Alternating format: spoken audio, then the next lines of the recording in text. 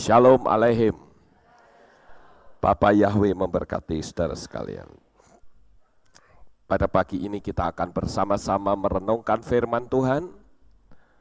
Saya akan ajak untuk kita merenungkan sesuatu yang sekarang sedang terjadi.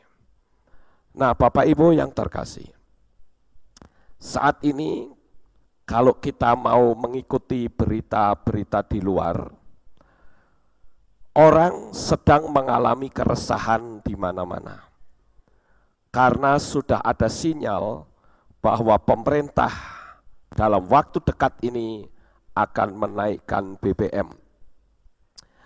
Dan tentu saja orang menjadi bingung karena dengan naiknya BBM, maka semua barang-barang itu akan menjadi naik. Namun demikian, ada sesuatu yang saya tarik kesimpulan dari apa yang sekarang sedang terjadi ini, bahwa manusia itu memiliki ketergantungan dengan sumber daya alam. Oleh karena itulah saudara yang terkasih, dengan adanya orang kebingungan, itu satu tanda bahwa seluruh makhluk hidup di dunia ini itu bergantung dengan energi alam. Tapi saya rasa kita sebagai orang-orang yang percaya, kita tidak perlu ikut-ikutan kebingungan seperti orang yang ada di luar sana. Kenapa? Karena kalau Tuhan itu sanggup memberkati kita dengan sebuah mobil, Dia pasti sanggup untuk memberi kita bensin. Amin, saudara-saudara. Saya ada 2 mobil, hitam dan putih. Itu dari dulu saya tidak pernah ngisi pakai bensin premium, saudara. Dari dulu sampai sekarang selalu Pertamax terus. Dan saya tidak pusing, mau harga naik kek, mau turun kek, walaupun tidak pernah turun. Ya. Tapi saudara-saudara, saya punya keyakinan, saya punya kepercayaan, kalau harga-harga itu naik, Tuhan pun pasti akan memberikan income yang semakin naik. Nah, ini yang harusnya kita ketahui. Tapi kenapa orang-orang pada demo di luar sana? Saya kadangkala bingung, saudara-saudara. Kebanyakan orang yang demo itu anak-anak sekolah, universitas. Saya kadang bingung, ini anak-anak sekolah ini ngerti apa tidak ya? Bahwa kalau sampai pemerintah tidak menaikkan BBM, ini kondisi Indonesia itu berbahaya sekali. Karena ekonominya pasti akan kacau, saudara. Jadi mau tidak mau, suka tidak suka, itu harus dinaikkan BBM.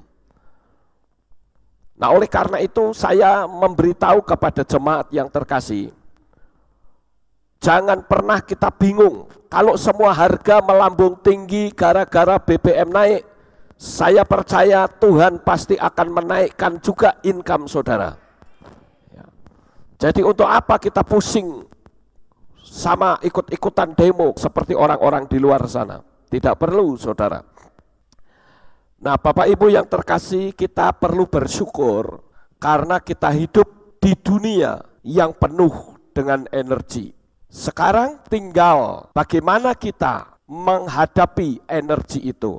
Apakah energi itu akan kita hadapi atau kita mengembangkan sumber daya alam itu, atau hanya menerima apa adanya. Seperti saya ambil contoh misalnya saja, ketika matahari memancarkan cahayanya yang terik, orang hanya akan memanfaatkan untuk jemur pakaian.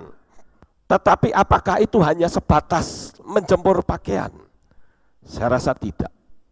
Kalau orang mau mengembangkan pola pikirnya, maka ternyata panas matahari itu bisa dipergunakan untuk sumber energi listrik.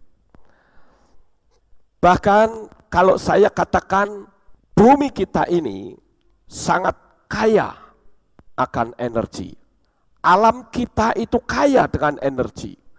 Sinar matahari bisa dipakai untuk listrik yang menggunakan solar cell. Kemudian air juga bisa dipakai untuk pembangkit tenaga listrik, angin, atau bahkan uap.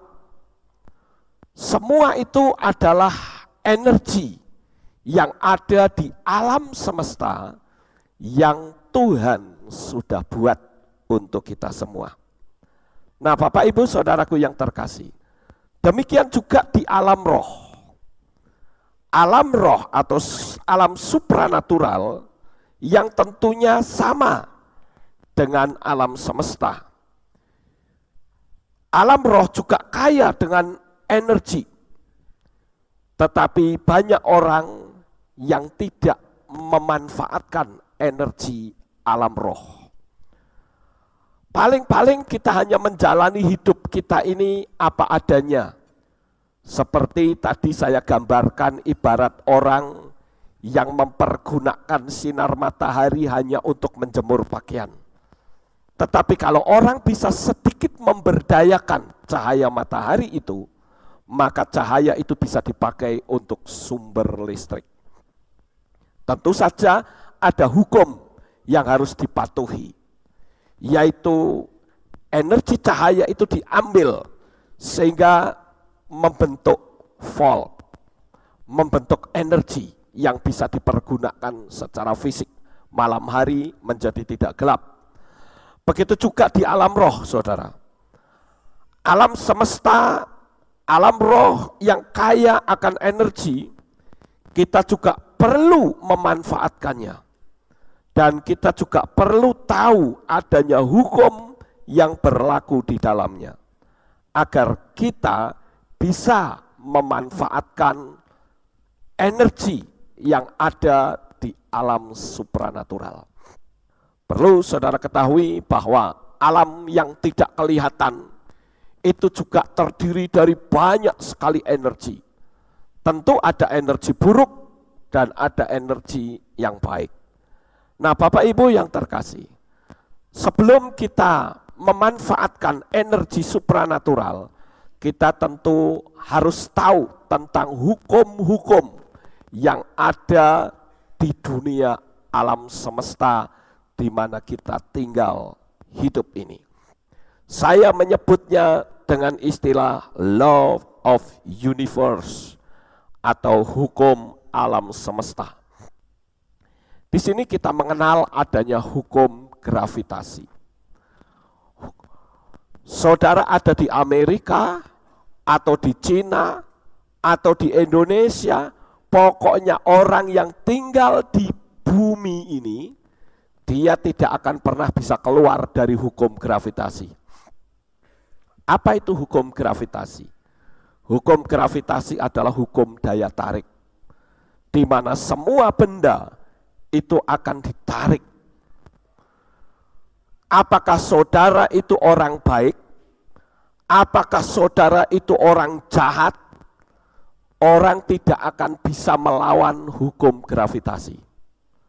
Saya ambil contoh misalnya, orang baik dan orang jahat berdiri di atas sebuah gedung yang tinggi.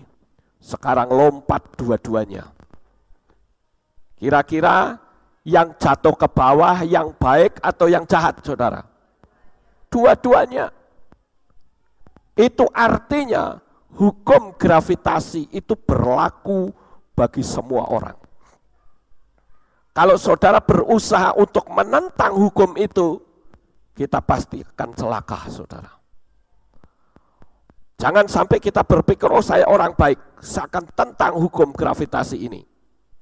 Walaupun memang ada alat yang dipakai untuk melawan hukum gravitasi. Contoh misalnya pesawat terbang. Tapi itu sifatnya juga temporary. Dia bisa bertahan hanya dalam waktu berapa lama. Setelah itu dia tetap turun juga, saudara. Itu adalah hukum gravitasi.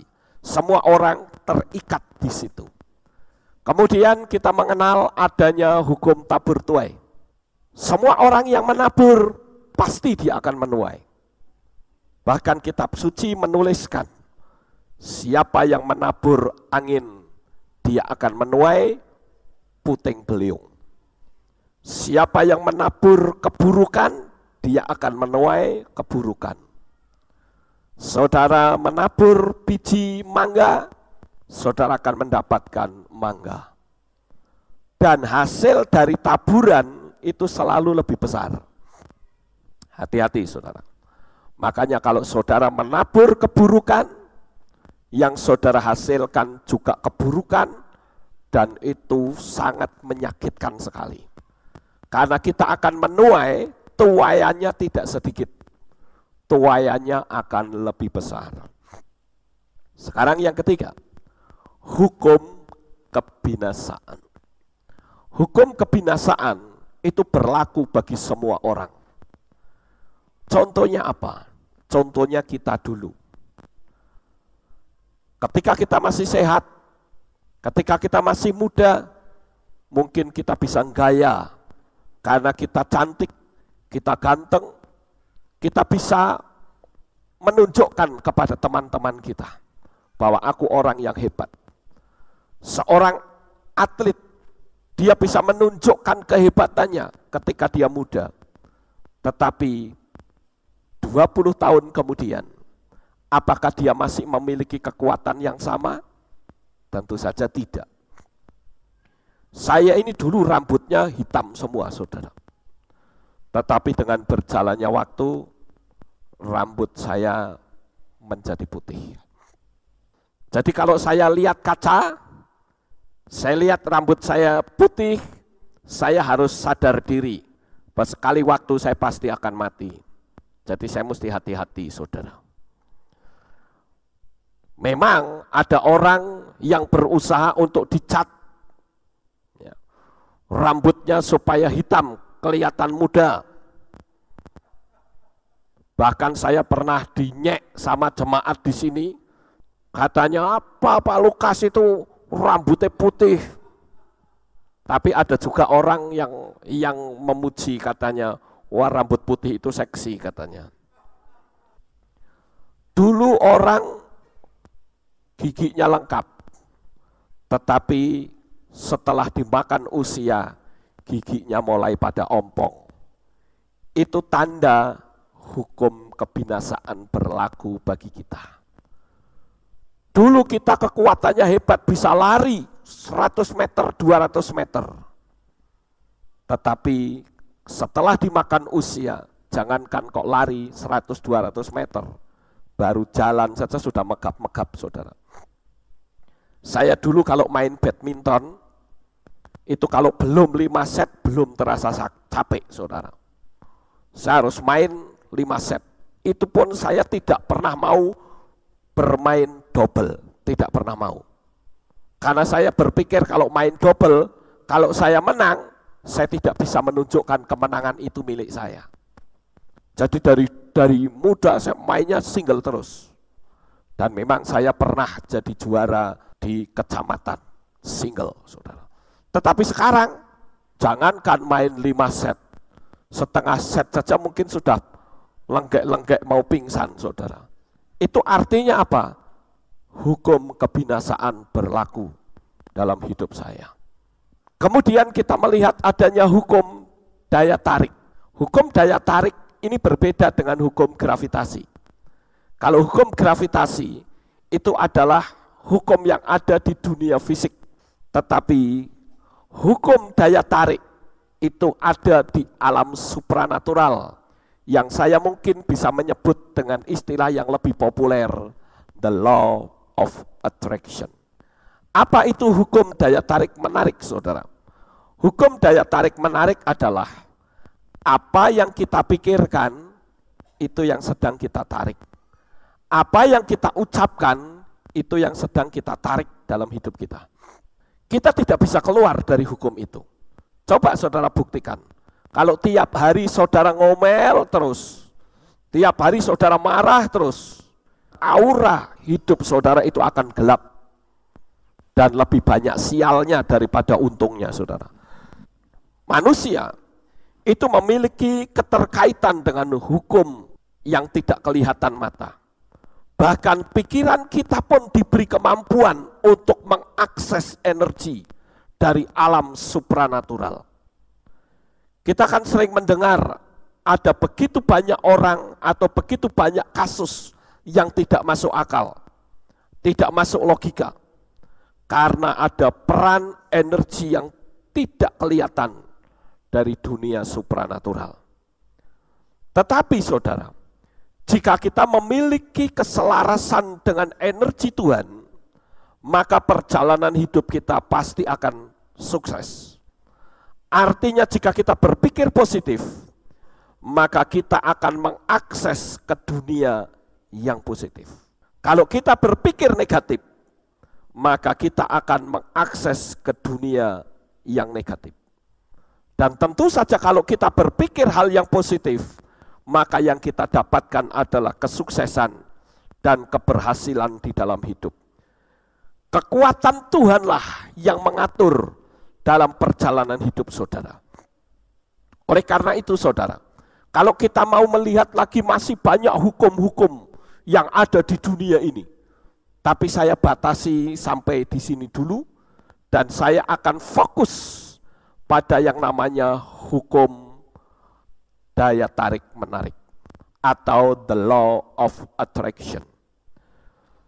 Beberapa tahun yang lalu saya pernah menerangkan hal ini, tetapi saya ingin kembali mengangkat topik ini untuk mengangkat kehidupan saudara yang mungkin sudah menyimpang pola pikir kita dengan pandangan-pandangan yang negatif. Oleh karena itu saudara, apa saja yang kita pikirkan, itu yang kita tarik. Itu sebabnya Rabi Saul atau Rasul Paulus memberitahu, agar supaya kita memikirkan apa-apa yang sedap didengar, apa-apa yang mendatangkan damai sejahtera, itu yang harus dipikirkan. Kenapa? Karena di dunia alam supranatural itu ada kehidupan, saudara.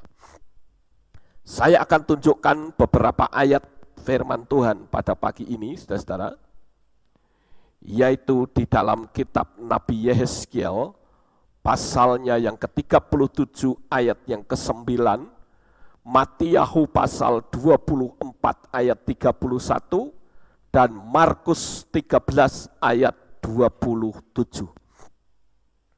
Saya akan bacakan ayat-ayat ini secara cepat untuk saudara.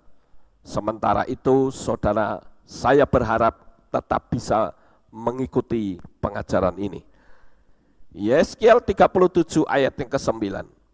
Kemudian dia berfirman kepadaku, bernubuatlah kepada roh, bernubuatlah hai anak manusia, dan engkau harus mengatakan kepada roh itu, firman Tuhan Yahweh, datanglah dari keempat penjuru angin, ya roh, dan berhembuslah ke dalam orang-orang yang terbunuh itu, supaya mereka dapat hidup.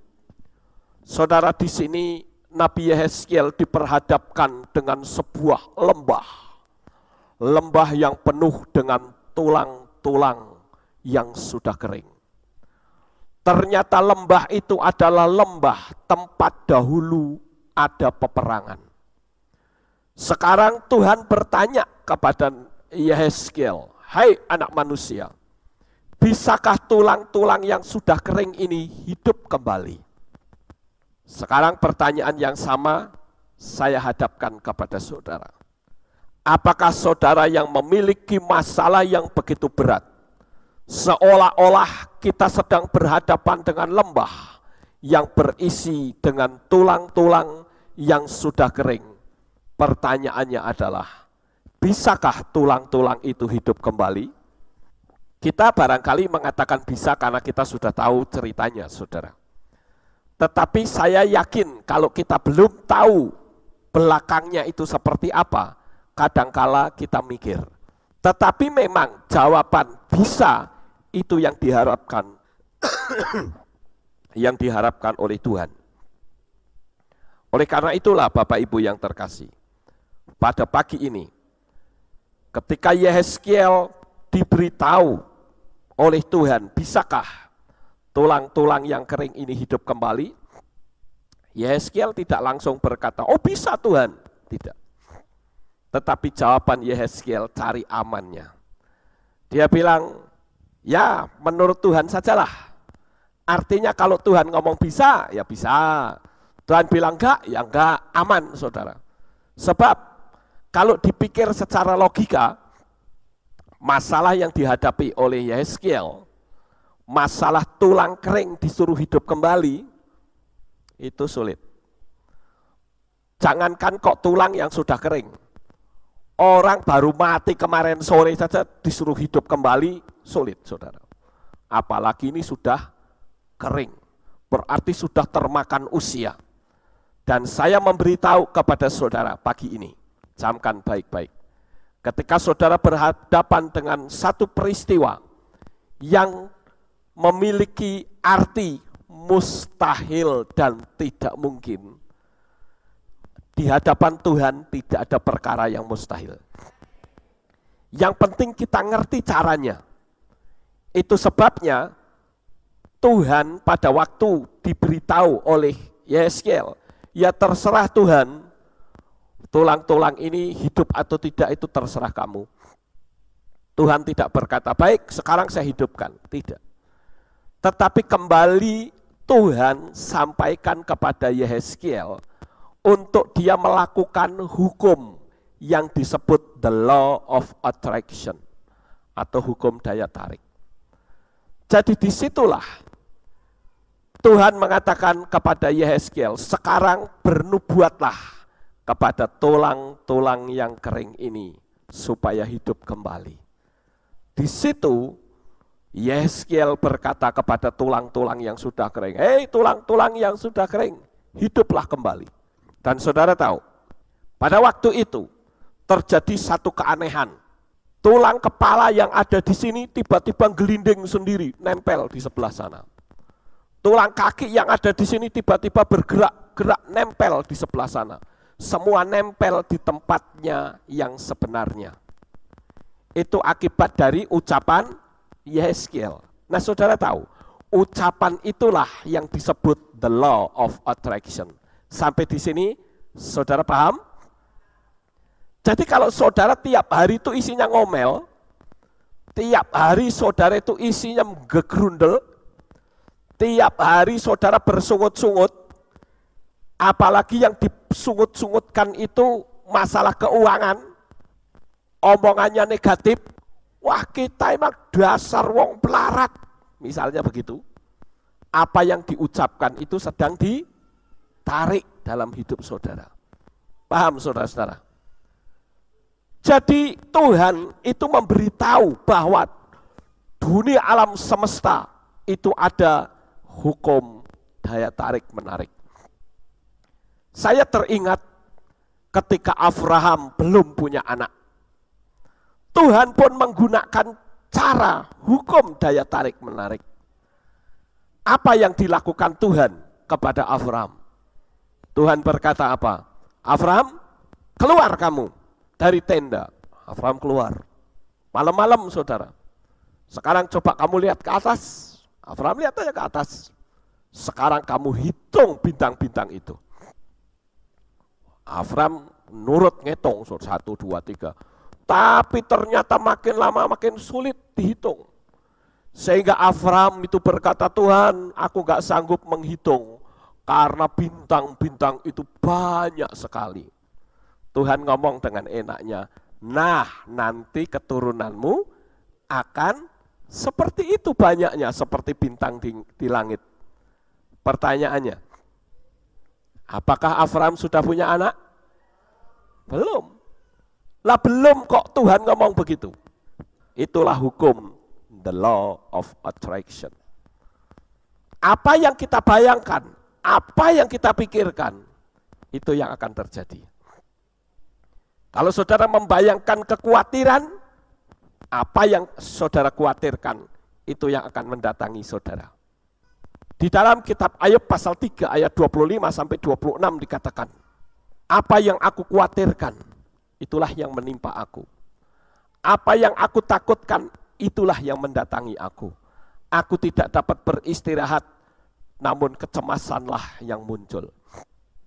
Nah, Bapak Ibu yang terkasih, hari ini saya tidak tahu saudara punya masalah apa. Tetapi kalau saudara punya visi dan impian, tetapi saudara berpikir hal-hal yang negatif, maka pikiran negatif itulah yang akan nge-grounding visi dan impian saudara. Saudara tidak akan bisa mendapatkan apa yang saudara impi-impikan. Saya bersyukur banyak jemaat yang mempraktekkan apa yang saya ajarkan beberapa waktu yang lalu. Dari orang yang tidak punya rumah, bisa memiliki rumah. Dari orang yang tidak punya pekerjaan, bisa punya pekerjaan. Dari orang yang tidak punya duit, bisa punya duit. Walaupun saya berkali-kali mengatakan, kalau mujizatnya terjadi, bayar loh ya. Saya katakan bayarnya pakai apa? Saudara tahu? Bersaksi. Saya mendengar banyak saudara yang sudah mendapat mujizat, tapi giliran saya bilang, bersaksi ya. Ojo, nggak mau, malu, nggak bisa ngomong katanya. Loh itu bisa ngomong. Saya ingin saudara-saudara, melalui pengajaran saya ini, memacu saudara untuk kembali meraih hal-hal yang besar yang menjadi visi dan impian saudara. Nah, oleh karena itu saudara, kalau kita sudah mengerti bahwa di dunia alam roh itu ada kehidupan, kita harus hati-hati. Biasanya orang itu selalu melihat kan kondisi sekarang. Begitu kondisinya buruk dia bilang, lihat dong kenyataannya gimana. Orang kenyataannya miskin kok mikir-mikir yang gede. Ngaca dulu dong, siapa kita? Saudara, saya beritahu, kehidupanmu hari ini nih, kehidupan saudara, itu sebetulnya adalah akibat dari pola pikirmu pada masa yang lalu. Kita jalani di dunia fisik ini. Jadi kalau saudara berkata, lihat dong kenyataannya. Berarti saudara sedang mundur pola pikir saudara. Itu sebabnya ketika kita berhadapan dengan masalah, yang kita perlu pandang adalah visi dan impian kita. Amin. Kita baca di ayat yang lain, Matiyahu 24:31. Dan dia akan mengutus para malaikatnya dengan bunyi sangkakala yang membahana, dan mereka akan mengumpulkan orang-orang pilihannya dari keempat penjuru angin, dari ujung langit sampai ke ujungnya. Kita lanjut, Markus 13 ayat 27. Dan kemudian dia akan mengutus para malaikatnya dan akan mengumpulkan umat pilihannya dari keempat penjuru angin dan dari ujung bumi sampai ke ujung langit. Di ayat-ayat ini, saya menjelaskan kepada saudara bahwa di dunia yang tidak kelihatan mata itu ada kehidupan. Saudara percaya nggak itu? Jadi hati-hati saudara kalau ngomong, ya. Jangan banyak bicara negatif. Kalau ngajar anak, hati-hati saudara ngomong. Kadangkala kalau anak nakal, orang gemes, emosinya meludak, yang keluar kata-kata kutuk. Hati-hati, anak saudara akan terkena kutuk. Karena the law of attraction, hukum daya tarik-menarik adalah apa yang kita ucapkan, apa yang kita pikirkan, apa yang kita lihat, itu yang akan kita tarik. Tadi saya contohkan Yehezkiel dari ucapan. Begitu Yehezkiel ngomong, langsung semua bergerak-gerak, saudara. Artinya apa? Ucapan kita itu akan ditangkap oleh dunia yang tidak kelihatan mata, dan di dunia yang tidak kelihatan mata itu mempersiapkan untuk ucapan tadi. Maksud saudara? Ketika saudara berkata, saya ingin punya rumah, maka alam supranatural itu menangkap ucapan saudara dan dia sedang mempersiapkan untuk kita. Saudara, dulu pada waktu Indonesia dijajah oleh penjajah, setiap kali pejuang-pejuang itu ketemu, mereka selalu kalau ketemu berkata, "Merdeka!" Mereka menjawab, "Merdeka." Loh, emangnya sudah merdeka apa? Belum, tapi mulut mereka menciptakan kemerdekaan. Hati-hati loh saudara. Kadangkala orang kalau sudah emosinya beludak, itu omongannya ngelantur. Kenapa kok bisa seperti itu? Karena logika itu langsung pingsan, saudara. Logika kita itu langsung tidak berfungsi. Yang berfungsi adalah dunia supranatural. Nah, kadangkala kita salahnya adalah emosi yang beludak, kita ngomongnya negatif. Makanya begitu itu terjadi dalam hidup kita, nyeselnya tidak habis-habis. Baru kita ngomong, aduh saya minta maaf ya. Makanya saya memberitahu saudara, saat kita sedang tidak stabil emosinya, saat sedang meledak-ledak, ketika saudara sedang dihina oleh orang, ketika saudara sedang dilecehkan oleh orang, saya beritahu, itulah di mana alam supranatural saudara sedang membuka lebar. Disitulah kesempatan untuk saudara menubuatkan sesuatu. Kalau saudara menubuatkan sesuatu, apa yang saudara ucapkan itu jadi. Saya ambil contoh.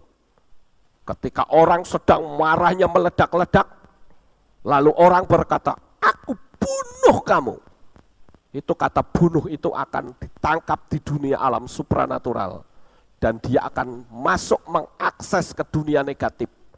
Dunia negatif langsung menyerbu dalam hidup saudara. Hati saudara akhirnya timbul rasa benci yang begitu dalam. Dendam yang begitu luar biasa. Akibatnya apa? Terjadi pembunuhan beneran. Begitu juga sebaliknya. Makanya kalau saudara melihat film Bawang Merah, Bawang Putih, ini film atau cerita rakyat Indonesia, yang ditindas adalah bawang putih. Sementara bawang merah menindas terus. Tapi bawang putih tidak pernah melakukan pembalasan. Akibat ujung dari kisah tersebut, bawang putih hidupnya jauh lebih jaya daripada bawang merah. Itu cerita legenda di Indonesia. Ini contoh-contoh yang menggambarkan bahwa hukum daya tarik menarik itu sangat nyata dalam hidup kita.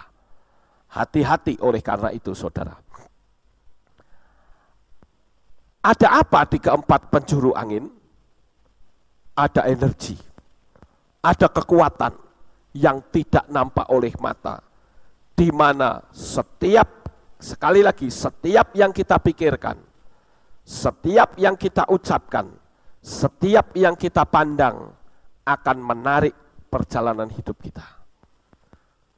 Kita barangkali masih ingat peristiwa jatuhnya Adam dan Hawa. Jatuhnya Adam dan Hawa yang direkayasa oleh ular. Ular pun menggunakan pola the law of attraction. Ular itu ngerti betul saudara, bahwa apa yang dilihat terus menerus itu yang akan ditarik. Ketika itu ular mengatakan bahwa kalau kamu makan dari buah pengetahuan baik dan jahat, maka kamu akan menjadi seperti Elohim. Tapi Hawa pada waktu itu berkata, bukan demikian, kalau kami memakannya pasti mati. Ular berkata, tidak mati. Sekali-kali kamu tidak akan mati. Tapi justru kamu akan menjadi seperti Elohim. Tahu hal yang baik dan yang jahat. Sekarang yang jadi pertanyaan, emangnya manusia itu diciptakan belum serupa dan segambar? Kitab suci menulis bahwa manusia itu diciptakan serupa dan segambar. Tetapi akibat ucapan dari si ular itu, akhirnya pikiran Hawa yang tadinya tidak fokus kepada buah pengetahuan baik dan jahat, dia fokus ke sana. Akibatnya apa, saudara? Ada keinginan terus untuk mengambil. Ada keinginan terus untuk mengambil. Kenapa? Karena dia tidak menjaga alam rohnya. Disinilah si ular punya keberhasilan. Dia sudah memberitahu secara tidak langsung kepada Hawa adanya hukum the law of attraction. Apa yang kamu lihat, kamu yang akan dapatkan. Saya teringat ketika saya masih remaja dulu, saudara. Saya tidak bisa main gitar. Tapi karena saya bergaul dengan orang-orang yang pandai main gitar, sehingga saya bisa main gitar. Walaupun permainan gitar saya bukan gitar gembreng, saudara ya, tapi gitar klasik. Karena saya kumpul dengan orang-orang yang pandai main gitar, mainnya klasik semua. Jadi mau tidak mau saya akan terbawa, karena saya terus melihat mereka main. Saya senang, apalagi ketika saya mau layap-layap mau tidur, saya mendengar teman-teman pada datang, dia main Romance D'Amour. Waduh, saya bilang nyaman banget ya. Di situ saya mulai ada keinginan untuk belajar. Akhirnya bisa. Jadi di sini, saudara, kita harus tahu bahwa di keempat penjuru angin itu ada energi, ada kekuatan. Kalau saudara belajar Tai Chi, itu akan menyelaraskan energi alam semesta. Dikumpulkan, kemudian dihantamkan orang. Bahkan energi supranatural itu pun bisa untuk membunuh orang. Makanya kita mesti hati-hati, saudara. Kita melihat hal yang berikutnya. Ciptakan energi positif dan lihatlah hasilnya. Mujizat akan menyerbu di dalam hidup saudara. Cuman sekarang yang jadi pertanyaan adalah, mampukah saudara mendeteksi energi yang ada di dalam diri saudara? Kadangkala ketika kita berinteraksi dengan orang, kita kalau sudah ngobrol lupa, saudara, bahwa oh ini orang ini energinya negatif banget ya. Orang ini omongannya nggak nyaman di telinga saya, omongannya nggak enak di hati saya, tapi terus bahkan dilayani. Saya kalau lihat komen-komen di Facebook kadang geli, saudara. Tadinya baik-baik ya, lama-lama jadi saling mengumpat, saling menghujat, ya, saling mengutuk. Saya berkata ini orang tidak bisa mendeteksi. Makanya saya kalau bikin status misalnya, saya hanya akan bikin saja. Saya tidak peduli orang mau komen saya negatif atau positif, saya tidak peduli. Saya akan biarkan mereka ambil makna dari apa yang saya tulis. Termasuk materi khotbah saya yang saya taruh di YouTube, saudara. Saya tidak peduli orang mau komen. Karena bagi saya, tiap manusia itu berbeda-beda. Ada yang manusia itu hidupnya penuh dengan energi negatif. Ada orang yang hidupnya penuh dengan energi positif. Saya lebih suka meladeni orang yang energinya positif. Itu akan menguntungkan saya. Tapi kalau saya meladeni orang yang energinya negatif, saya sedang menggobloki diri saya sendiri. Kenapa? Karena energi aura, energi saya akan menjadi gelap. Dan kalau energi saya gelap, aura saya gelap, maka secara otomatis rezeki akan menjadi semakin menjauh dari kita. Makanya kalau saudara lihat kadangkala ada orang ya, sudah wajahnya nyengit, omongannya nyengit, ya, kadangkala bikin orang jengkel, begitu orang itu lewat, orang bilang, penyakit ini datang lagi nih. Ini setan satu ini muncul lagi. Mesti gitu, saudara.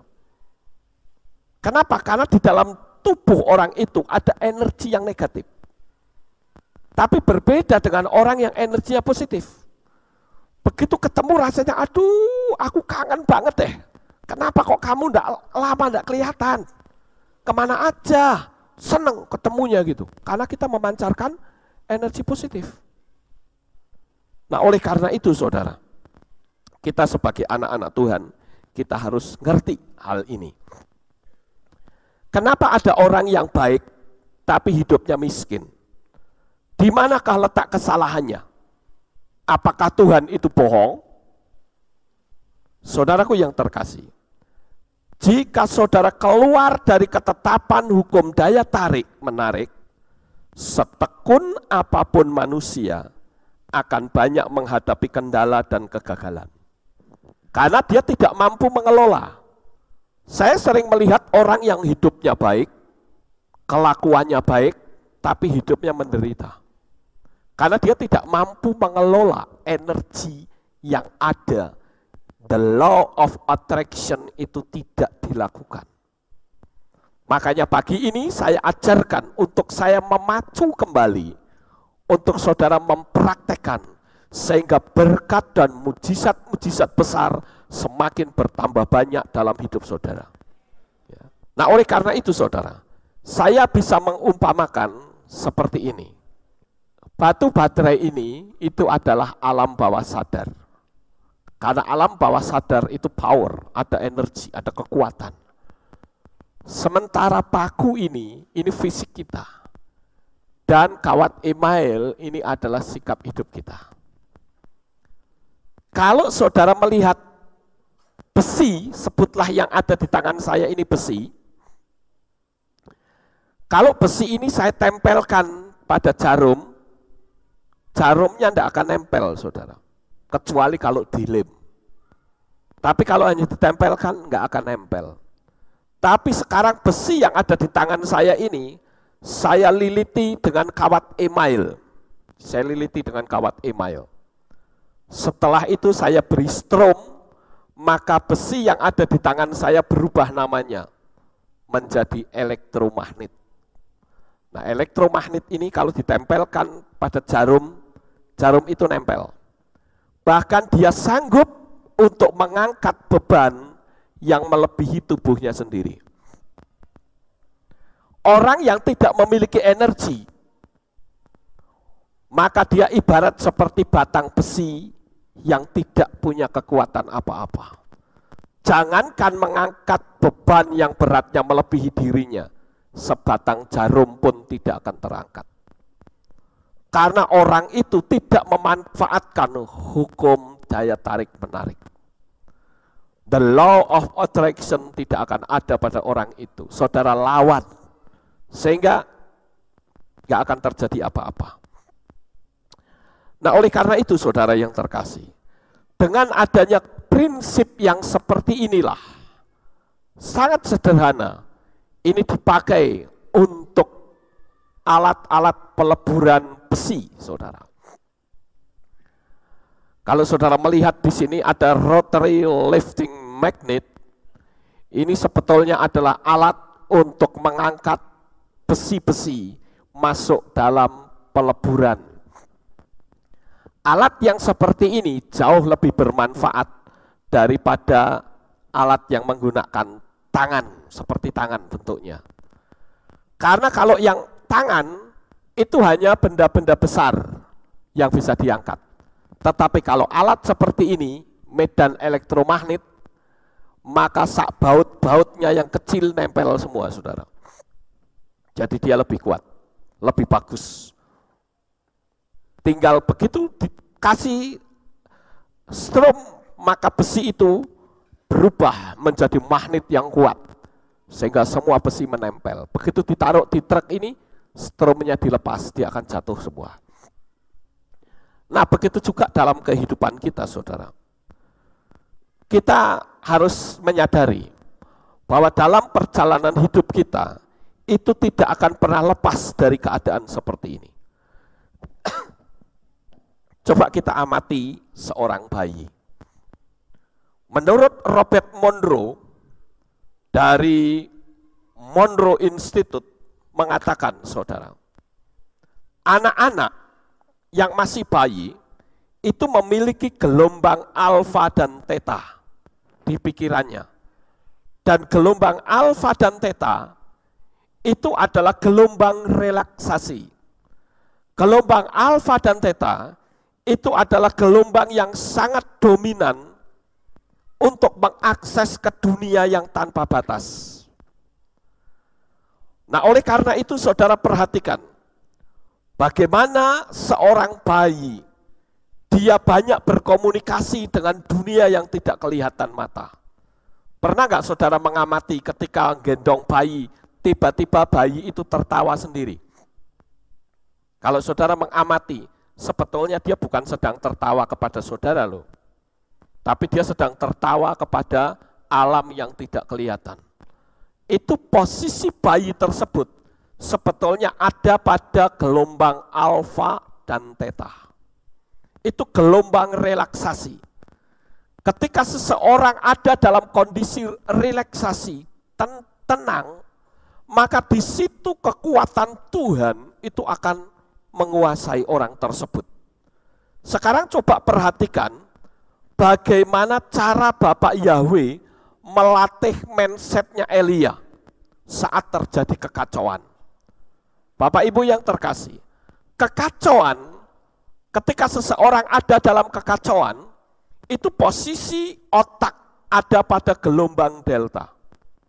Ada pada gelombang sadar seperti. Jadi sekarang ini posisi otak kita semua itu ada pada gelombang delta. Nah, Bapak Ibu yang terkasih, kalau kita melihat di dalam kitab Melehim Alef pasal 17 ayat yang ketiga, di sana dikatakan, pergilah dari sini, berbeloklah ke timur dan bersembunyilah di tepi sungai Kerit di seberang Yordan. Ketika terjadi kekacauan pada waktu itu, musim kering melanda selama 3,5 tahun. Bapak Yahweh membawa Elia untuk tinggal di tepi sungai Kerit.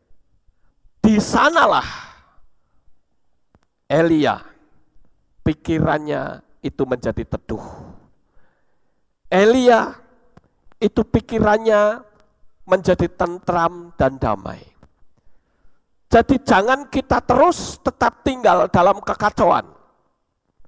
Ketika hari ini mungkin saudara menghadapi masalah yang besar, yang nampaknya sulit, semakin saudara pikir dengan logika, dengan gelombang delta, saudara akan semakin berhadapan dengan kemustahilan. Tetapi saudara harus mundur sejenak, cari tempat yang tenang, cari tempat yang damai, dan biarkan energi Tuhan itu masuk dalam hidup saudara. Sama seperti Elia yang ditarik keluar dari kekacauan, disuruh tinggal di tepi sungai Kerit. Saudara tahu, di tepi sungai Kerit itu ada musik alami. Tidak perlu menggunakan musik meditasi, tidak perlu. Tapi ada musik alami, gemericiknya air. Itu yang akan membawa Elia ada dalam posisi pikiran di gelombang alfa dan theta. Dia bisa relaksasi di sana, saudara.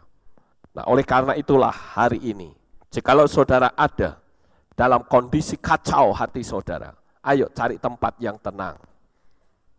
Seperti saudara ada di tepi sungai Kerit, maka di situ kekuatan Tuhan akan menyerbu dalam hidup saudara. Saudara akan menjadi damai. Saudara akan bisa menghadapi kekacauan itu dengan keberhasilan. Suasana relaksasi itu ada di sana. Tenang dengan gemericik air sungai. Sementara mindsetnya Elia terfokus pada ucapan Bapak Yahweh. Kalau saudara melihat pada ayat yang keempat dikatakan, dan akan terjadi, engkau akan minum dari sungai itu, dan aku akan memerintahkan burung-burung gagak untuk menopang engkau di sana. Sebetulnya ini ada sebuah gambaran yang luar biasa, saudara. Ketika kita menarik diri dari kekacauan, ketika kita menarik diri dari carut marutnya kondisi dunia ini, kita ada dalam keheningan, maka disitulah kekuatan Tuhan yang bekerja untuk menolong kehidupan kita. Amin. Sampai di sini saudara bisa paham apa yang saya sampaikan?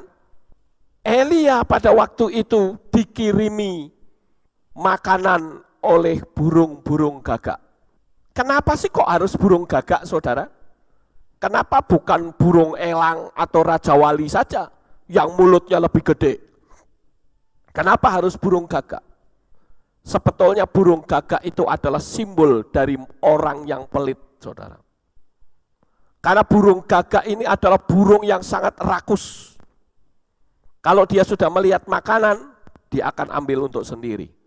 Tetapi aneh sekali, di tepi sungai Kerit, di tengah-tengah keheningan, Tuhan kirim burung gagak, burung egois untuk mengirim makanan kepada Elia. Dan hal yang sama akan terjadi dalam hidup saudara. Di tengah-tengah kehidupan saudara yang penuh dengan carut marut, masuklah dalam keheningan dan yakinlah Tuhan bisa pakai orang-orang sepelit burung gagak untuk memberkati hidup saudara.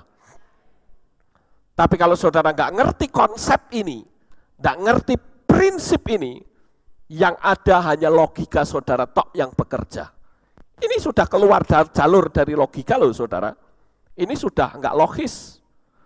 Mosok burung gagak kok kasih makan tiap hari lagi. Tetapi saudara, apakah itu berlangsung lama? Ternyata tidak.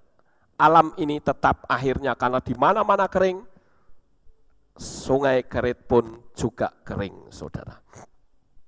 Tetapi dengan keringnya sungai Kerit, apakah berarti selesai pertolongan Tuhan? Ternyata tidak, saudara. Ketika sungai itu menjadi kering, Bapak Yahweh menyuruh pindah.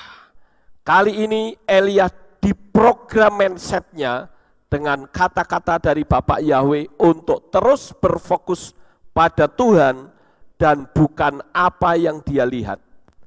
Kalau kita membaca pada pasal yang ke-17 ayat 8 sampai 9, di sana dikatakan, maka firman Yahweh datang kepadanya yang mengatakan, bangunlah, pergilah ke Sarfat yang termasuk wilayah Sidon, dan diamlah di sana. Lihatlah, aku telah memerintahkan seorang janda untuk menopangmu. Saudara, kalau kita yang ada pada posisi Elia, bagaimana kira-kira ketika sungai Kerit itu juga mulai habis airnya? Tuhan ngomong, pergilah kamu ke Sarfat, nanti aku akan kirimkan seorang janda untuk memelihara hidupmu. Barangkali pikiran kita, wah aku akan ketemu janda kaya nih, ya, yang punya mobil, punya pesawat. Tapi ternyata salah, saudara. Yang ditemui oleh Elia ternyata bukan janda kaya, tapi janda miskin. Sekali lagi keanehan terjadi, sekalipun jandanya miskin, tetapi selama Elia itu fokusnya kepada Tuhan, orang yang miskin bisa dipakai Tuhan untuk memelihara hidupnya. Amin. Saudara paham ini? Ya. Saya ajak saudara untuk masuk ke dunia yang penuh kemustahilan sekarang. Masa orang miskin bisa memberi kehidupan? Faktanya bisa. Ketika itu Elia ketemu dengan janda, barangkali di hati Elia secara manusia kaget, loh, lah jebule kok janda miskin, lah tak kira janda yang kaya. Ini Tuhan ki piye to, iki salah apa ndak ini? Tapi sekali lagi Tuhan tidak pernah salah, saudara. Waktu itu Elia berkata kepada janda itu, berilah saya makanan roti. Lalu janda ini berkata, yang ada padaku hanya sedikit minyak dalam buli-buli dan segenggam roti. Dan Elia berkata, berikan kepadaku dan kamu akan makan lebihnya. Ini kembali lagi logika nggak masuk akal, saudara. Wong janda lagi cari kayu dan makanan itu adalah makanan yang terakhir, tapi ternyata bisa aman selama musim kering. Itu terjadi hanya karena firman Tuhan. Jadi jangan pernah saudara melihat keadaan. Maka saya seringkali mengatakan kisah ini kepada teman-teman saya yang ada di desa. Saya katakan jangan engkau pernah berpikir, aku kan orang tinggal di desa, mana bisa. Ya sudah, kalau kamu bilang begitu ya saya akan jawab, jadilah menurut perkataanmu. Kenapa? Karena ada hukum, the law of attraction, hukum daya tarik menarik. Kalau kamu ucapkan, itu yang jadi. Kalau ucapanmu berkata, mana bisa, semua miskin di sini. Kita akan miskin, ya jadilah miskin. Tetapi ternyata Elia lebih mendengar suara Tuhan daripada apa yang bisa dia lihat. Ketika perempuan janda itu memberikan makanan kepada Elia, sekarang janda itu bikin makanan lagi. Dan dia lihat tepungnya, loh kok masih ada. Dia ambil lagi, loh kok masih ada. Besoknya, loh kok masih ada juga. Udahlah, nggak usah mikir, saudara. Saya jadi teringat tuh dulu waktu di gereja lama, saudara. Beras diambil tiap hari, nggak habis-habis. Padahal yang ikut kami pada waktu itu ada 21 orang di pastori. Diambil tiap hari nggak habis. Dan saya ingat betul, karena istri saya bertanya, Pap, ini yang ngisi beras apa? Nah, saya bilang enggak tahu. Yang jelas pemeliharaan Tuhan itu akan terjadi pada orang yang berpikir positif, ucapannya positif, dan selalu memandang kepada Tuhan. Tapi kalau saudara selalu ngomongnya, mustahil, tak mungkin, mustahil, tak mungkin. Saya bilang, udahlah, wes lu ngohor, saya ngadoh, saudara. Kenapa? Saya terus terang kalau kumpul sama orang yang omongannya negatif kayak gitu. Kalau katakan mustahil, tak mungkin, ya jadilah. Kenapa? Karena energinya tuh negatif sekali, saudara. Jadi di sini yang diperhatikan Elia bukan kondisi jandanya, tetapi ucapan Tuhan yang dia perhatikan. Hari ini saya di sini berbicara atas nama Tuhan. Kondisi keadaan saudara seperti apapun, tidak usah khawatir karena Tuhan akan mencukupi hidup saudara. Haleluya. Ya, beri tepuk tangan yang keras 2 kali lipat. Haleluya.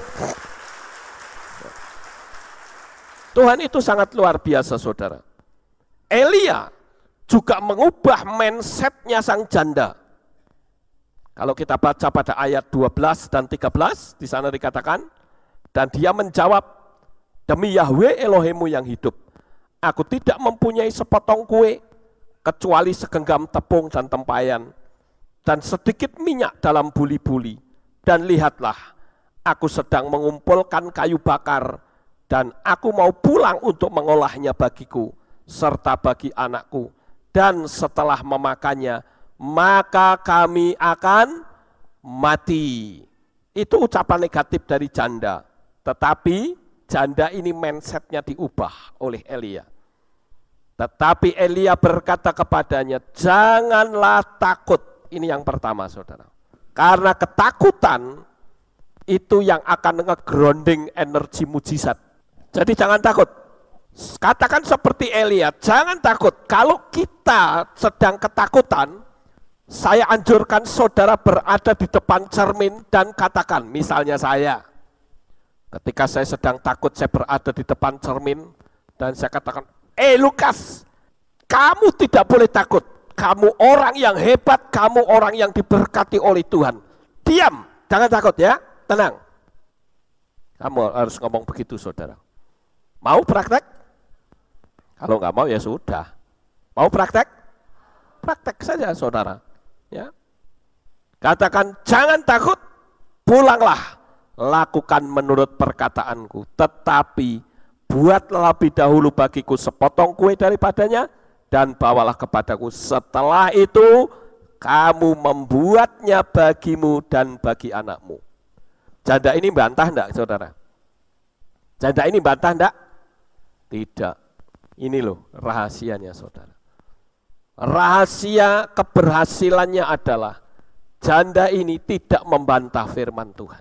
Sekalipun kelihatannya konyol, lawang hari itu sudah terakhir. Mas, saya suka melihat orang bilang, saya gak punya duit, saya gak punya duit. Padahal duitnya itu masih 500-an ribu, kok ngomong gak punya duit. Saya menganjurkan ya, kalau saudara misalnya nih, saya kasih tahu, kalau ada orang yang utang kepada saudara, dan saudara memang tidak ada niat untuk ngutangi, lebih baik saudara cari alasan yang jangan ngomong negatif. Kalau saudara ngomong yang negatif, maaf ya, saya nggak punya duit. Itu diklaim loh dunia alam roh. Aku tidak punya duit. Saudara lihat ya, dalam beberapa minggu ke depan, saudara akan betul-betul ngalami itu. Lebih baik saudara katakan, maaf, saya belum ada budget untuk engkau. Katakan begitu, lebih baik saudara. Karena kan bisa saja saya pakai budget untuk kemana, untuk apa, itu hak saya, wong duit-duit saya, kan begitu. Daripada saudara ngomong, aku kisah orang di duit gitu, akhirnya malah marah, emosi saudara. Sudah omongannya salah, ditambah emosi sisan, jadilah apa? Kehancuran, saudara. Kalau saya mengatakan terang-terangan, kalau memang saya belum ada niat, saya akan mengatakan saya belum ada budget untuk ke sana. Karena saya masih akan saya pakai untuk hal yang lain. Dan kalau saudara memang sudah niat ngutangi, saya anjurkan jangan pernah berharap untuk kembali, saudara. Kenapa? Karena hati saudara akan terus ada di sana. Saudara akan jadinya apa? Sakit hati kalau pas waktunya bayar nggak bisa bayar. Tapi saudara yang utang pagi ini tidak boleh berkata, nah ini baru firman Tuhan, orang tak buelek kesisan, ya. Nanti begitu ditagih, loh Pak Lukas loh, ingat loh khotbah kemarin, ayo. Itu berarti memanipulasi firman Tuhan. Saya katakan, saudara utang harus bayar, amin. Emangnya senang utang gak bayar? Saudara akan diikat terus oleh roh yang namanya roh kemiskinan. Senang? Saudara bersahabat dengan roh kemiskinan? Kalau tidak, utang bayar.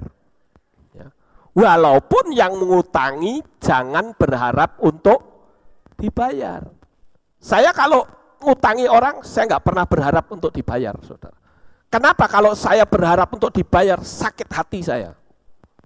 Saya tidak mau energi positif saya hilang hanya karena cuman nilai nol-nolnya enggak seberapa. Saya hanya berkata, kalau orang itu tidak membayar dan niat buruk untuk tidak membayar, dia akan kepukul energinya sendiri dan itu berbahaya. Makanya di sini saya katakan, saudara sebagai anak Tuhan harus mengubah mindset. Mengubah mindset itu sangat penting, saudara. Sekarang saya tunjukkan lagi penjara mental. Penjara mental ini banyak terdapat pada orang-orang, termasuk orang percaya. Saya tunjukkan, ada orang yang mengatakan apa? Hidup itu sulit.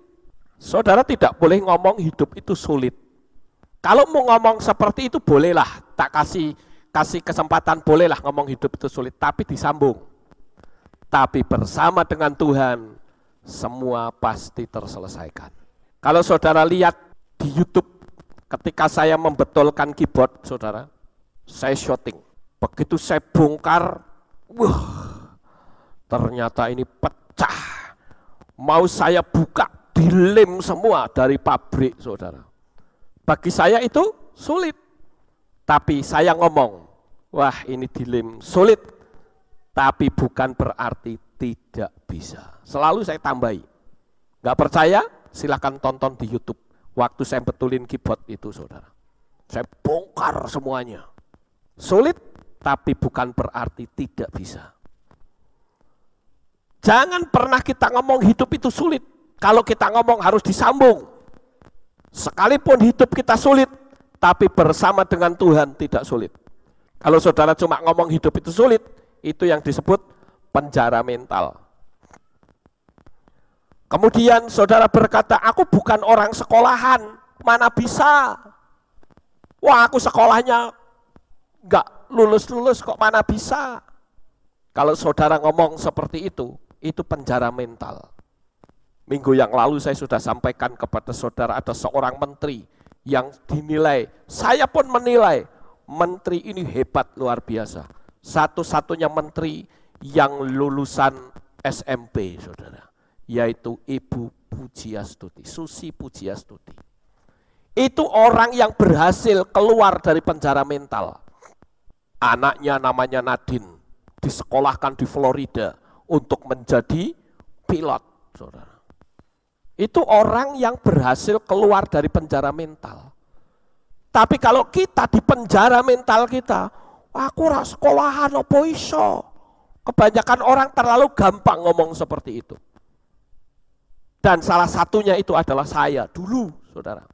Ketika saya belum ngerti hukum the law of attraction, selalu saya bilang, ya mana bisa ya, sekolah saya aja SMA enggak tamat, mana bisa. Saya begini, mana bisa, selalu begitu. Tapi sekarang saya katakan, apa yang tidak bisa, aku harus bisa. Itu bukan berarti saya mau sombong, tetapi itu adalah kata-kata iman. Tapi dibahasakan oleh setan, ojo sombong. Sehingga kita bilang, oh nggak boleh sombong ya. Ya udahlah, wes aku ora iso po. Kalau sudah seperti itu, wes repot, saudara. Kita sudah tidak akan pernah bisa maju, dan kita akan dilibas oleh dunia ini. Saya kasih tahu, dunia ini jahatnya luar biasa, tapi bersama dengan Tuhan kita pasti menang. Itu penjara mental. Aku nggak punya keterampilan, aku nggak punya modal. Itu penjara mental, saudara. Ada nggak orang yang tidak punya modal tapi dia punya keberhasilan yang luar biasa? Saudara lihat di YouTube, ya, saudara lihat di Google, saudara cari di sana bagaimana orang-orang sukses yang justru awalnya diawali dengan kata tidak punya modal. Itu penjara mental harus kita keluarkan dari pikiran kita, saudara. Ya.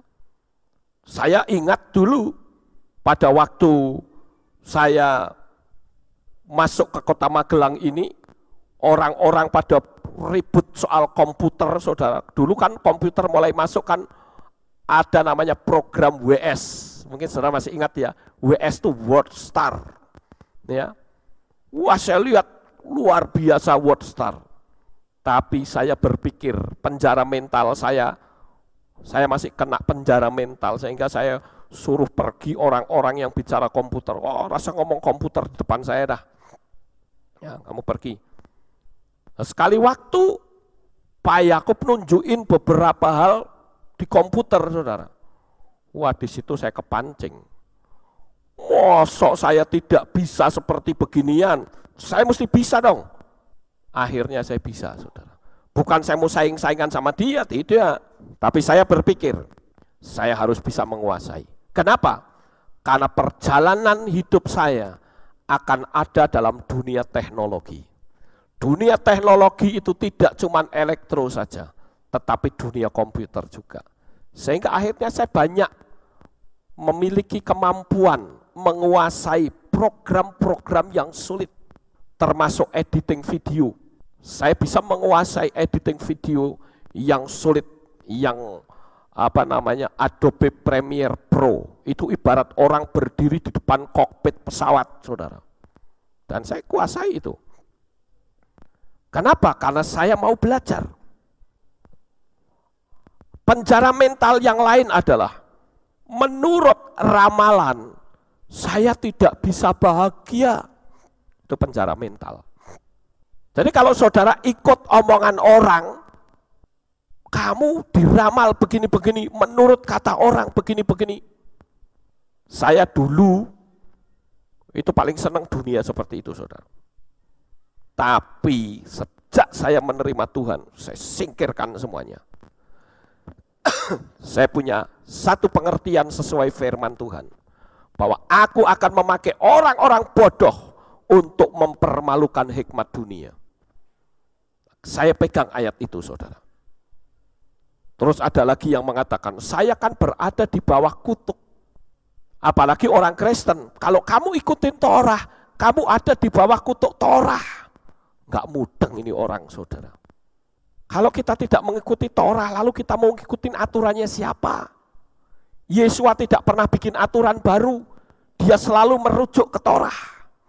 Menghormati orang tua serta Torah, banyak sekali pendeta yang anti dengan Torah, tapi kok ya menerima perpuluhan ya. Harusnya tidak boleh loh, karena perpuluhan itu kan Torah. Ada lagi orang yang suka ngomong begini, saya yakin saudara pernah dengar. Ya sudahlah, terima saja, memang ini salib saya. Ya, karena salibnya saya harus seperti ini, ya sudah, terima saja. Pernah saudara suka dengar begitu kan? Di dunia Kristen sering saya dengar seperti itu. Dan itu penjara mental, saudara. Orang yang berada dalam penjara mental tidak akan pernah lepas. Ya. Bagaimana jika kita sudah terlanjur memiliki mindset yang salah? Jawabannya segera ubah. Lihat metodenya Bapak Yahweh. Saya ambil satu contoh. Bapak Yahweh mengubah mindset seseorang. Misalnya Yakub diubah namanya menjadi Israel. Itu mengubah mindset loh, saudara. Yakub yang tadinya tukang tipu, ketika bergumul dengan Tuhan, Tuhan berkata, namamu bukan lagi Yakub, tapi Israel. Langsung mindsetnya Yakub berubah. Sejak saat itu perjalanan Yakub selalu diwarnai dengan keberhasilan dan keberhasilan. Kita melihat Yesua juga menggunakan cara yang sama. Ketika Yesua berhadapan dengan Simon, maka Yesua mengubah namanya menjadi Kefa yang artinya batu karang. Sehingga ketika diubah namanya menjadi batu karang, mindsetnya Simon berubah. Oh, aku batu karang loh, nggak main-main nih. Siapa yang macam-macam sama aku, batu karang sekarang. Itu mengubah mindset, saudara. Kenapa ada orang waktu dibaptis, namanya kadangkala dicantumkan nama baru? Untuk mengubah mindset. Karena kalau menggunakan nama baru, saudara akan cenderung dunia alam supranatural, saudara akan mengakses ke sana. Misalnya, seseorang yang namanya Castro, ketika dibaptis, berubah namanya menjadi Paulus. Wah, maka si Castro yang berkecil hati untuk maju, dia bisa berkata, aku Paulus, jangan sebut aku Castro lagi. Maka orang itu akhirnya akan berani masuk dalam dunia akademis. Karena orang tidak akan melecehkan dia dan berkata, Castro kok namanya. Tapi orang berkata, ini loh Paulus. Orang yang sukses, orang yang berhasil. Itu salah satu di antara, yaitu mengubah mindset seseorang, saudara. Kemudian yang berikutnya, mimpikanlah hal-hal yang besar. Yusuf memimpikan hal yang besar. Kalau saudara melihat di dalam kitab Beresit pasal 37 ayat 10 dia katakan, dan dia menceritakan kepada ayahnya dan kepada saudara-saudaranya. Maka ayahnya menegurnya dan berkata kepadanya, mimpi apakah ini yang telah kau impikan? Apakah kami sungguh-sungguh akan datang, aku dan ibumu dan saudara-saudaramu untuk bersujud kepadamu sampai ke tanah? Sehingga pada waktu itu kita lihat bagaimana Yusuf memimpikan mimpi yang besar. Dan waktu itu kakak-kakaknya jadi cemburu. Memang kalau orang memimpikan mimpi yang besar, kesannya angkuh, kesannya sombong. Tapi abaikan perkara orang angkuh dan sombong itu yang ngerti orang itu sendiri. Betul saudara? Bahkan ada orang yang berkata, aku orang yang rendah hati loh. Sebetulnya hatinya sedang sombong. Bisa nggak? Bisa saja. Jangan sampai kita sudah hidupnya miskin, sombong sisan. Apa yang mau disombongkan saudara? Wes miskin, sombong. Nggak punya visi dan impian sisan. Wah repot kalau gitu. Yusuf memimpikan mimpi yang besar. Dan kita juga melihat pada ayat 19, Yusuf bahkan diolok-olok dan berkata, dan mereka berkata seorang kepada yang lain, lihat si tukang mimpi itu datang. Begitu Yusuf lewat, tukang mimpi, mau jadi apa kamu? Yusuf nggak urusan. Emang gua pikirin, itulah jurus ampuh yang saya bagikan untuk saudara, EGP. Alias anjing menggonggong, kafilah tetap berlalu, biarin aja, memang gonggong-gonggong saja kok. Dia nggak bisa gigit kita. Tetap aja namanya kafilah berlalu, biarin menggonggong. Makanya kita jangan jadi menggonggong, saudara. Biarkan orang memimpikan mimpi yang besar. Salomo juga begitu, saudara. Salomo juga memimpikan mimpi yang besar. Saya bacakan dalam kitab Difre Hayamim Bet pasal 2 ayat yang kelima dan ayat 9 dikatakan, dan rumah yang aku bangun harus besar, karena Elohim kami lebih besar daripada semua ilah. Apakah itu sombong, saudara? Tidak. Di ayat yang ke-9 dikatakan, dan untuk menyiapkan kayu dan jumlah yang banyak bagiku, karena rumah yang akan aku bangun itu besar dan menakjubkan. Sekali lagi, saya tidak ingin mendengar ada jemaat yang berkata, silahkan masuk Pak, inilah gubuk saya. Itu merendahkan diri, atau memang saudara sedang ngutukin diri sendiri. Saya tidak suka dengan ucapan itu. Sekalipun rumah saudara kecil, kalau ada apa-apa katakanlah inilah istanaku. Orang Amerika berkata home sweet home. Jangan kita merendah tapi ngutuki diri sendiri. Ingat loh, merendah yang macam apa yang kita ucapkan itu. Apa yang kita ucapkan langsung mengakses ke dunia alam roh. Terserah saudara akan membahasakan yang tidak setuju dengan saya, membahasakan sombong, terserah. Saya punya teman dulu saudara, saya ajari, dia mulai naik, tingkat ekonominya naik luar biasa. Begitu dia mempraktekkan, secara tiba-tiba ada orang kasih jam Rolex kepada dia. Tapi ketika dia membaca sebuah buku, dia bilang katanya, oh kita enggak boleh loh Pak Lukas ngomong seperti itu, katanya kita berdosa. Ya sudah, kamu sekarang maunya gimana? Saya mau kembali lagi seperti yang semula. Ya sudah, lakukan saja. Kalau saya mah enggak mau. Kalau kamu mau seperti itu, ya jadilah kamu miskin. Dan betul saudara, sampai beli pulsa saja enggak bisa loh saudara, orang ini. Dia lapor kepada saya, aduh Pak Lukas, saya mau SMS tapi untuk beli pulsa 2.000 saja enggak bisa. Dalam hati saya, salahmu dewek, kamu yang mengklaim sendiri kok. Ya toh? Jadi di sini kita melihat bagaimana Salomo itu memimpikan rumah yang besar. Kemudian yang berikutnya, afirmasikan dengan muatan energi gelombang alfa dan theta. Kalau saudara melihat di dalam kitab Misley atau Amsal 23 ayat yang ke-7, saya pakai bahasa Inggris ini sangat bagus saudara. Di sana dikatakan, for as he think in his heart, so is he. Apa yang dipikirkan di dalam hati, itulah yang akan terjadi. Kemudian saudara lihat di dalam kitab Markus pasal 11 ayat 23 dikatakan, sebab sesungguhnya aku berkata kepadamu, perhatikan kata sesungguhnya, bahwa siapa saja yang berkata kepada gunung ini, terangkatlah dan tercampaklah ke laut, dan dia tidak bimbang dalam hatinya, melainkan percaya bahwa apa yang ia katakan sedang terjadi, apa saja yang ia katakan itu akan terjadi padanya.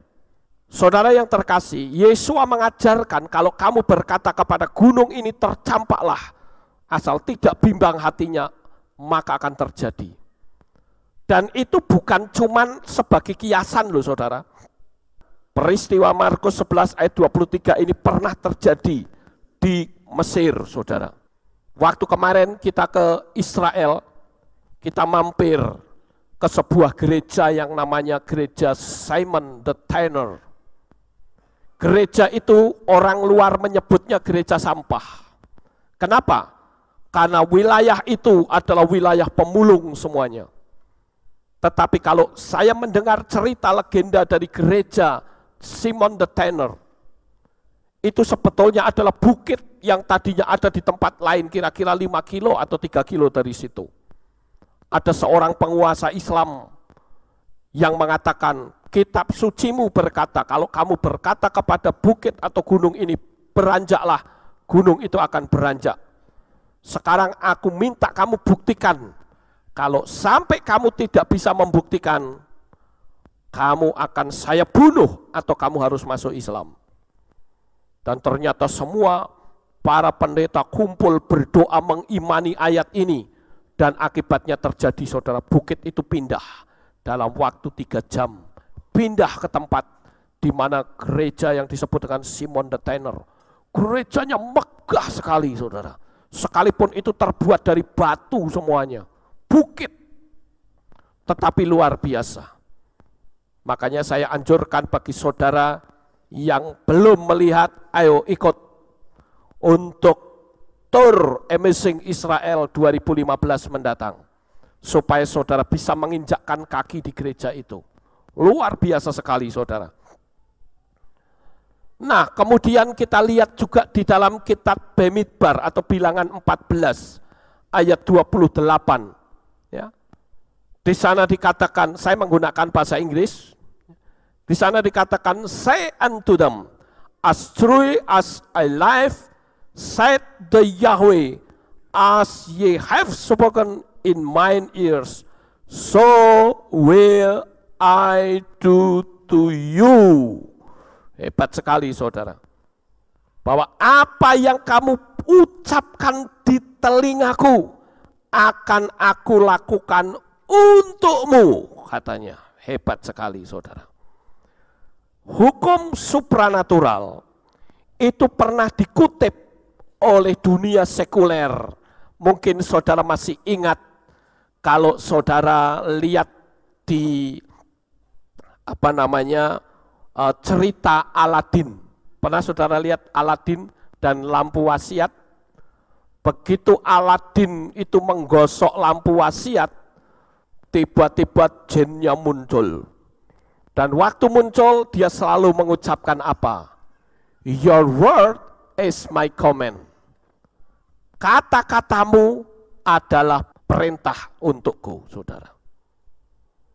Nah jadi apa yang engkau ucapkan itu sudah merupakan perintah dalam dunia supranatural.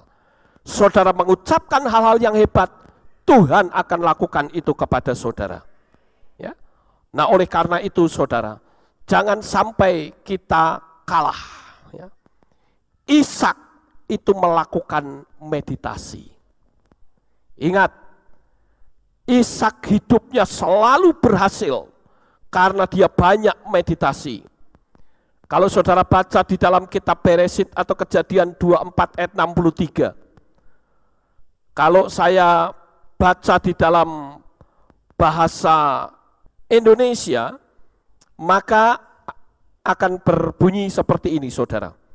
Dan pergilah Ishak keluar untuk menyendiri di padang saat menjelang sore hari. Ketika dia mengangkat matanya dan melihat, maka tampaklah sejumlah unta sedang datang. Saya garis bawahi kata, dan pergilah Ishak keluar untuk menyendiri. Menyendiri belum tentu meditasi, ngelamun juga bisa. Apalagi LAI, lebih salah lagi saudara. Karena di LAI dikatakan Ishak jalan pada waktu sore, jalan-jalan saudara. Tidak ada unsur meditasi sama sekali. Tapi kalau saudara membaca di dalam teks berbahasa Ibrani, maka saudara akan menemukan kata meditate itu di dalam bahasa Ibrani ditulis kata leshua. Saya akan bacakan di dalam bahasa Inggris. Dikatakan, and Isaac went out meditate in the field at the eventide. Perhatikan kata went out to meditate. Keluar untuk meditasi. Berapa banyak kita yang sudah tidak lagi melakukan meditasi, saudara? Sungguh sangat ironis sekali. Orang luar mengetahui cara ini, tetapi orang percaya tidak mengetahuinya. Padahal kitab suci sudah menulisnya.